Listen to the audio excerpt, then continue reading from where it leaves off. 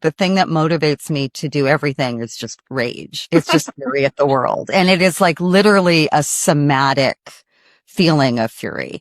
Like I know that I have to write a book because I feel an anger in my chest that won't go away. And I need to find a way to tell the story that unpacks that anger. I'm always searching for stories that I can write to read as much like fiction as possible and yet still drill down into that, socially created, culturally created, situation that makes me feel all of that anger. The people who I tend to look to tend to, be people who are coming from a place of anger themselves at times, though I think, in the pantheon, they deal with it in very different ways.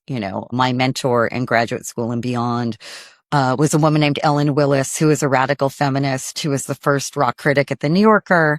I know all these women who got their start at the New Yorker and somehow haven't been canonized. Totally. I'm a very, very big fan of Hannah Arendt. I mean, like, no surprises here. Joan Didion, Frankie Fitzgerald, all people who are writing about the world, but also write about the world from, a personal place as well as like a very, very grounded, like nerdy degree of journalism and thinking. And it's funny, like thinking about writers like Gellhorn and West and Hahn, thinking about photographers like Lee Miller. I always have this sort of anxiety and shame about myself that I haven't gone as far, right? That I have stayed safe, that I have prioritized, a cozier life, that, having friends to dinner and having, a home that feels like a center to me. And of course,